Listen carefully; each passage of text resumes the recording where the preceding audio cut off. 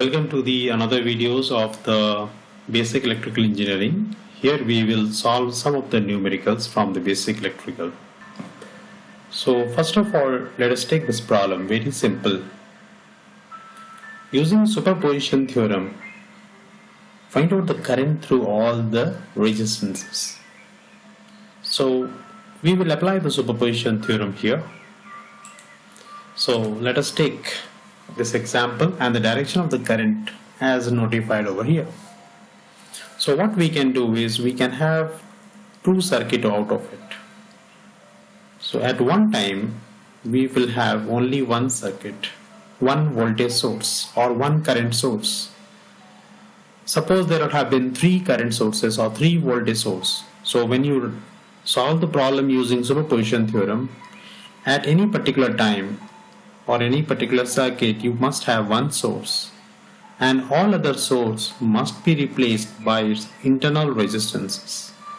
You will not eliminate it, you will replace it by its internal resistance.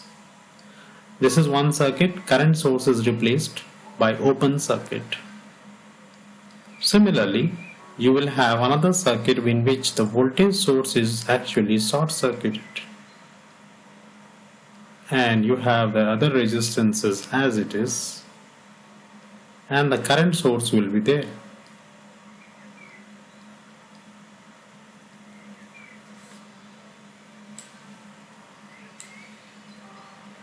So if I put the values over here, 1, this is 5, 1, 5. So if I solve the first circuit, I can easily solve because the potential, node potential is 12 volt given. One current is flowing in this direction and the other current is flowing in this direction. So I can easily solve it by saying that the current here, I will use the same nomenclature here what is given here. So I21, this is the first circuit, so I notified by everything by 1. Here it is I11, here it is I31. So all my nomenclatures and the direction will be same so that I will avoid the mistake. So I21 is obviously from here is equals to 4 amperes.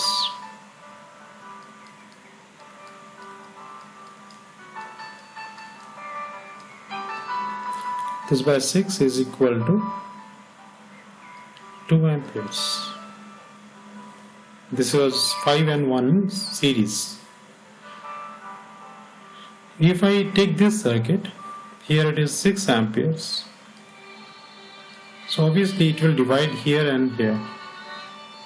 Since it is a short circuit over here, the current over here is 0. So the current over here is 0. All the current will flow from here only. And the rest of the current will flow from here. And current division rule can be applied here. So here let us say I32, I12.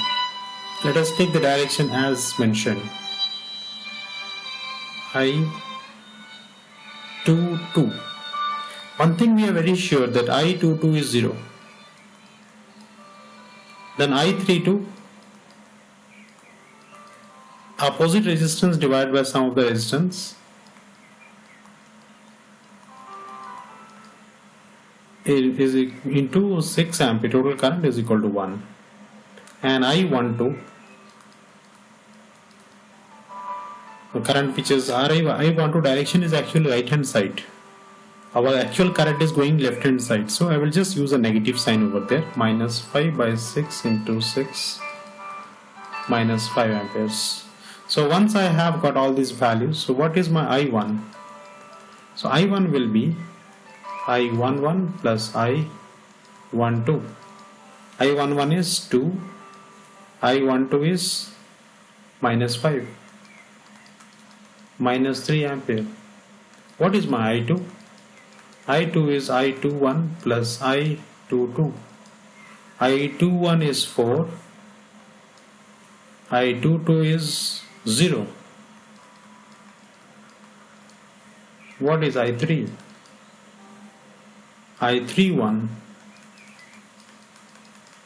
I32. I31 is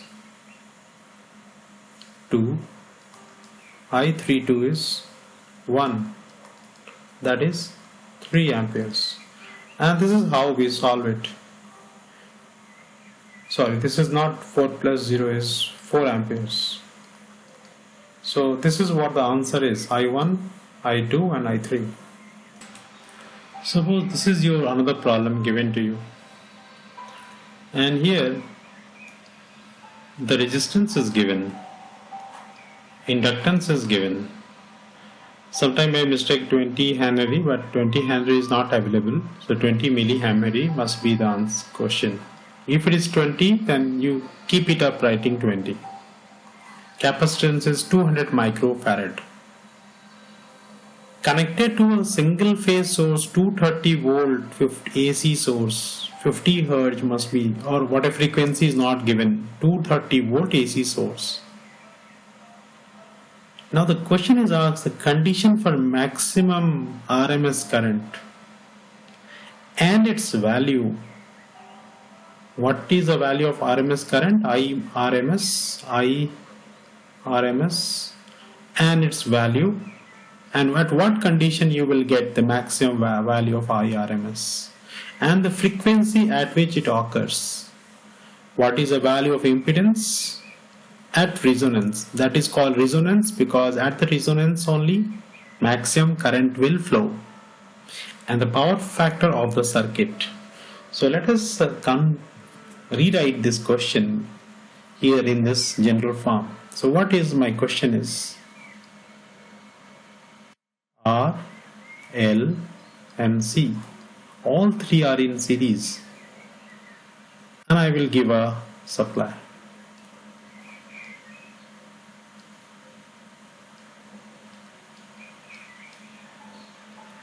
Supply frequency is not given at the time because we see that supply frequency is not given, so this is not given.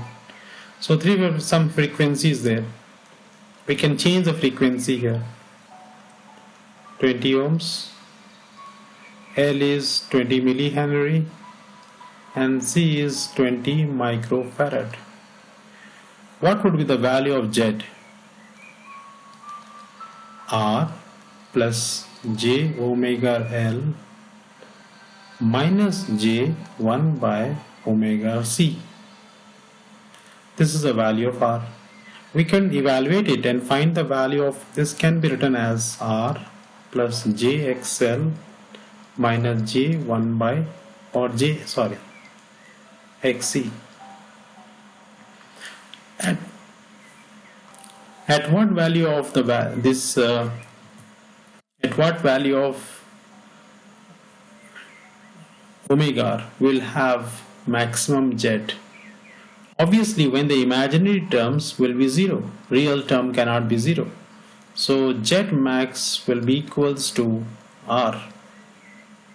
Sorry, Z minimum. Minimum value of the Z will be R. When you have J times of XL minus XC will be equals to 0. So this term will be equals to 0. So Z minimum is how much? 20.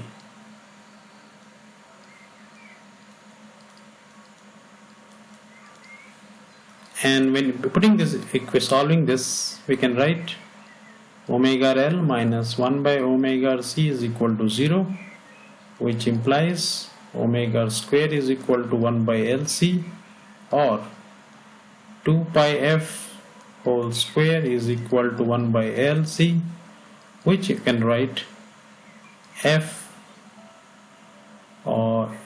is equal to 1 by 2 pi root over of LC. Now this is a frequency at which we can have XL is equal to XC, and we call this as a condition of resonance. The resonance is the case when you have the inductive reactance is equal to the capacitive reactance, and at the time of resonance the current which is drawn by it will be maximum at the resonance condition, because at resonance all the inductive and capacitive reactance cancel each other and the resistance is minimum. Thus we have maximum current flow through it. The current will be obviously given by V by Z minimum is equal to 230 by 20. So let us evaluate it. It comes out to be, frequency comes out to be 79.57 Hertz and the current comes out to be 115 amperes. So what else is asked? Impedance we have done, frequency we have done, RMS current we have done, power factor of the circuit. The power factor is obviously we can write the power factor phi 10 inverse of J times whatever the term is there, XL minus XC by R. So this term is 0, so this is equal to 0. Phi is equal to 0, it means cos of phi is equal to cos of 0 is equal to 1. So what is the answer? The power factor is equal to 1.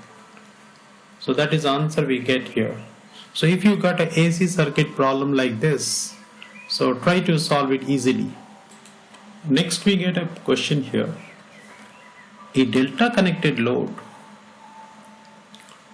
draws a line current of 15 ampere with a lagging power factor of 0.85. Remember, lagging power factor of 0.85 from a 400 volt 50 Hertz 3-phase AC supply. So this is obviously the line current is given, because whenever you have got 3-phase ratings is given to you, this is usually line value, not the phase value. Now the line voltage is given, you can find the phase voltage by simply giving 400 by root 3 if required. Current is given to you, line current. So depending on the load, here load is mentioned, a delta connected load draws a line current of 15 ampere. So if we try to make a diagram out of it, see the diagram, 400 volt is the line voltage. I need not to convert into phase because here phase and the line are same.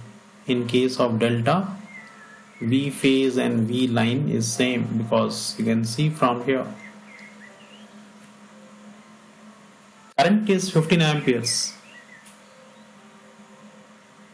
and each load is having a power factor of 0.85. You have to find R by L. So obviously I can say easily from your common sense, Z phase is equal to V phase by I phase. Z phase is, this is Z phase. So I can write down here Z phase is equal to V phase is 400. What is the phase current? The phase current is different. So I phase is equals to I line divided by root 3. So here I can write 15 by root 3 and I can evaluate it. One thing. Second thing is that power factor is given to you. That means I can find RL. What is the meaning of Z phase? Z phase is equal to R phase plus J XL phase. What is the inductance and resistance? So I can write here Z phase square is equal to R phase square plus XL phase square. So let us evaluate this value of Z phase, 46.18 ohms. So I can write it here like 46.18 square is equal to, let me write straight way, plus XL square. Also I know the power factor, so I can write here from here power factor means 10 phi. I can say 10 phi is equal to XL by R. So I can find out the value of XL by R is 10 of phi. So here the value of phi is cos inverse of 0.85, that is 31.78. And 10 of 5 will be 0.619. So I can get a ratio between these two. That is XL is equal to 0.619 times of R. So if I put this value over here, so I can write R square plus 1 plus 0.619 whole square is equal to 46.18 whole square. I can evaluate the value of R from here. So we evaluate the value of R is 39.26. Put the value of R, we get 24.3. This XL is nothing but 2 pi f L is equal to 24.3, from which I can write the value of L is 24.3 divided by 2 pi into 50. 50 is the frequency. This will lead to 77.36 millihenry. So in one sense, if I get these values, I am easily going to evaluate the value of XL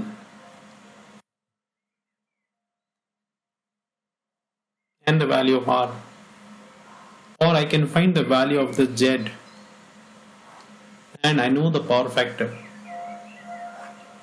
Now if the same impedance is there and the same impedance is here, so I can easily write the value of the Z phase is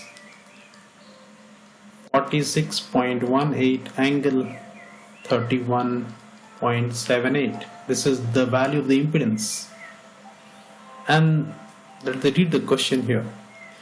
Find the resistance and inductance of each phase that we have evaluated just now. If the same load is now connected in star, calculate the line current and the total power consumed. The meaning is that 400 volt is still there. If 400 volt is there now the 400 volt is between the line, and here the line voltage will be different, that is 400 by root 3. The current is asked. So obviously what is the current? V phase by Z phase. This will be 400 by 46.18 angle 31.78. So I can evaluate it. This comes out to be 8.66 angle minus 31.78. It means simple that in star connected the voltage is reduced to 1 by root 3 times. That is why the current has changed. Here the line current and the phase current remain same. So if we just divided this and we take this as one circuit and solve it for the I phase here, we got this. If we solve for the I phase, and we know what is the V phase also. V phase is, okay, some mistake. V phase is 400 by root 3. So this will be different. This value will be different. This will be 5. Because 400 by root 3 is to be divided. So I got a value of I phase. So what is the power? The power is the sum of all the 3 phase power. So 3 times of V phase, 400 by root 3, I phase. Let us say I phase is, okay, 5 angle between the I phase and the V phase. We are like taking a V phase as a reference here. V phase is reference. So V phase and I phase, the power angle between them is 31.78. The cos of 31.78 is nothing but 0.85. And now if we write down, this will come out to be 2944.48 watt. One can write in this way also. Power is equal to root 3 VI cos of phi. Yeah, that much also we can write. Obviously in one of the circuit you can convert V phase to V line and the current will be same. So it is better to remember in this way. The total power is 3 times of the power of the individual phase. If the individual phase power is known, multiply with 3, you will get total power. Another problem you have here, let us say in a DC motor, the problem is asked in a DC motor, 6 pole. You have got 384 conductors. The useful flux is given as 30 milliweber. Speed is 800 rpm. And the back EMF E1 for lap winding and E2 for wave winding is being asked. If the motor is drawing 10 ampere of current, what is its terminal voltage? The resistance of the armature is given 2 ohms and DC separately excited motor. So here you have this separately excited motor, so your field winding is separately excited and the armature current is given 10 amperes. This is 10 ampere. You have been asked what is the back EMF. What is the formula of the back EMF? EB. Very simple, phi Zn P by A divided by 60. For lap winding, remember for lap winding, A is the number of parallel path is equal to P. P is the number of poles. And for the wave winding, A is equal to 2, always. So I just need to put the value of A here, and because the value of phi is given 30 milliweber, Z is given 384, N is given 800 rpm. So I can find the value of EB for the lap winding, EB for the wave winding easily. So EB for the lap winding and EB for the wave winding I can easily find here by substituting the value. Let us find it. So you find that the lap winding the voltage is less and for the wave winding the voltage is high.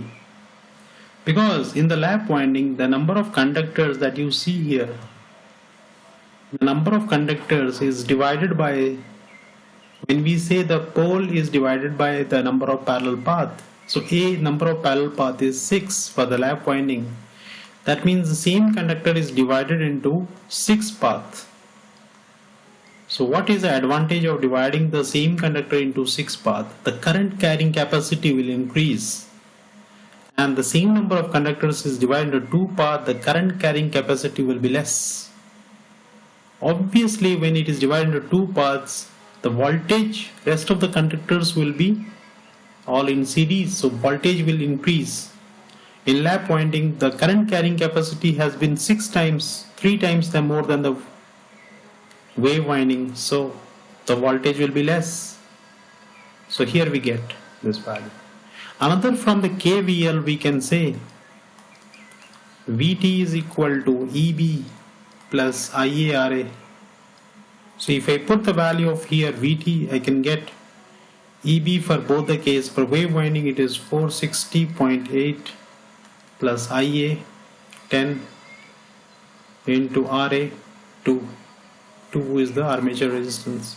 So this will come at 20, please added with it 480.8 volts. So this is the terminal voltage value. So you can see that how easily we solve this problem of DC motor. Simply wave and lap winding is given. It simply means put the value of A and we get the value like this. So we have solved some problems from the AC circuits and one from the DC circuit. So hope you understand it. See you in next video.